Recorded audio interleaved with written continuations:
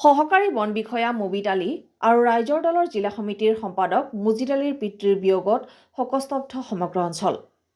ধৰ্মপ্ৰাণ তথা সদ্যপ্ৰয়াত মুকুট আলীদেৱৰ ৰাজহুৱা আদ্যশ্ৰাদ্ধ শিৱসাগৰ জিলা আমগুৰিৰ চামগুৰিস্থিত জিলা সহকাৰী বন বিষয়া মুবিদ আলী আৰু ৰাইজৰ দলৰ জিলা সমিতিৰ সাধাৰণ সম্পাদক মুজিদ আলীৰ ধৰ্মপ্ৰাণ পিতৃ সদ্যপ্ৰয়াত মুকুট আলীদেৱৰ ৰাজহুৱা আদ্যশ্ৰাদ্ধ অনুষ্ঠানৰ বৃহৎভাৱে আয়োজন কৰা হয়।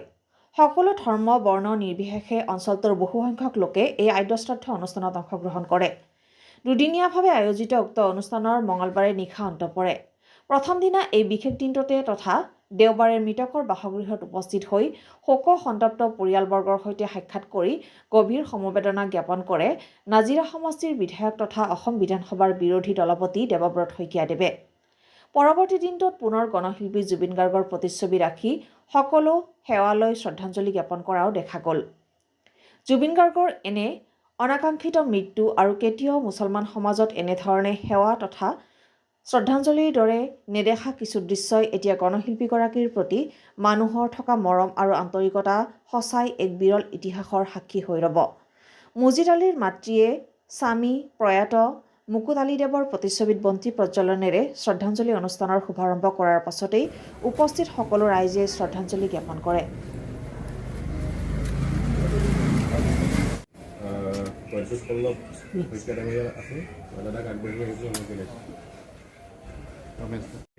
আৰু অনাগত ভৱিষ্যতে যাতে তেখেতক আৰু 100 বছৰলৈ আমি হৃদয়ত স্থান দিওঁ আৰু তেখেতৰ আদৰ্শৰে অনুপ্ৰাণিত হৈ আমি যাতে অসমখন তথা আমাৰ নিজক আমি সুশৃংখল ৰূপে আগবঢ়াই আমি যাতে অসমৰ গৌৰৱ বঢ়াব পাৰোঁ। আমাৰ ৰাইজৰ দলৰ হৈ ৱাহিদা আছে, মই ৱাহিদাক সম্পাদক অংশগ্ৰহণ কৰিবলৈ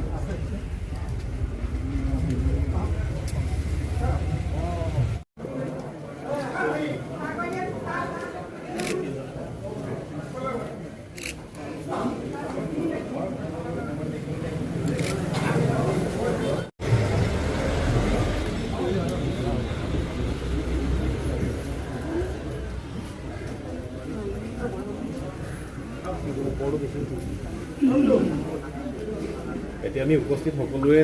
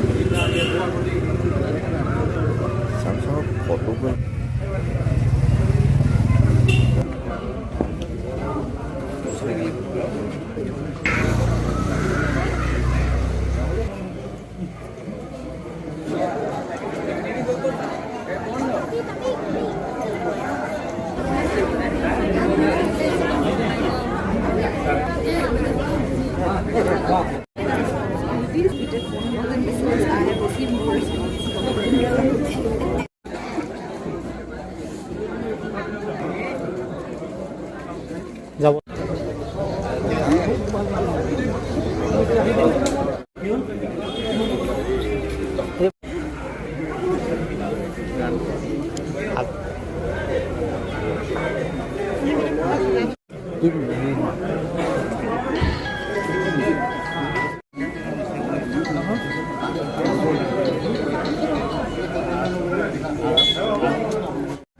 সুপথে পৰিচালিত কৰি তেখেতসকলৰ আদৰ্শৰ দ্বাৰা উপলক্ষিত আছে। শ্ৰদ্ধাঞ্জলি জ্ঞাপন কৰিবৰ বাবে আমাৰ প্ৰথমতে আমাৰ পৰিয়ালৰ পৰাই যাওঁ। পৰিয়ালৰ পৰা আমি আমাৰ মাজত আছে মুহিদ আলী, তেখেতৰ পুত্ৰ আৰু আব্দুল জাব্বাৰ, আৰু আমাৰ আগবাঢ়ি আহি তেখেত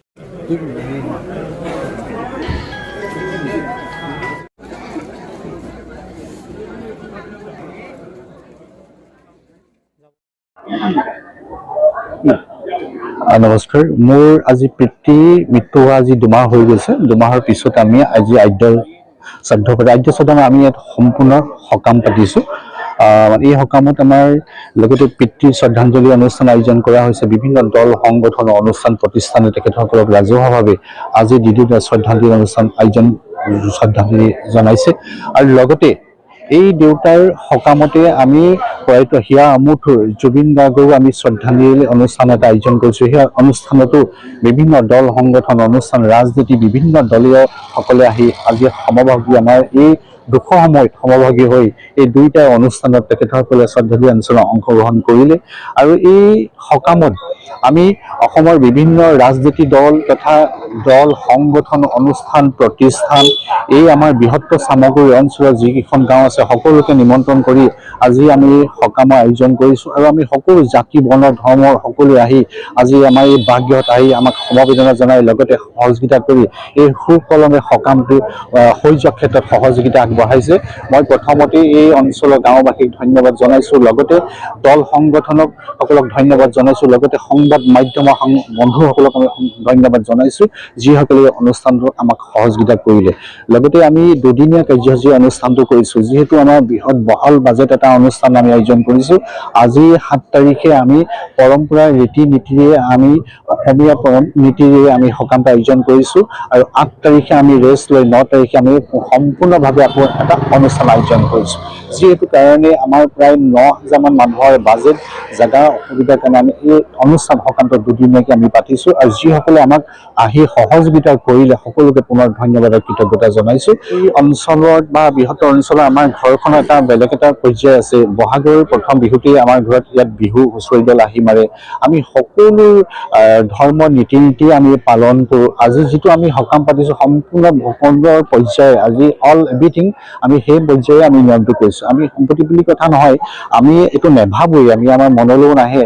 সেইকাৰণে আমি মাঘৰ বিহু হওক, বহাগ বিহু হওক, কাতি বিহু হওক, আমি সকলো ধৰ্মৰ অনুষ্ঠানো আমি আনুষ্ঠানিকভাৱে আমি পৰম্পৰা ৰাইজৰ লগত আমি আনুষ্ঠানিকভাৱে আমি পালন কৰোঁ। শিৱসাগৰৰ পৰা ফাৰহান লস্কৰৰ ৰিপৰ্ট, আছাম ৰিপৰ্টছ লাইভ।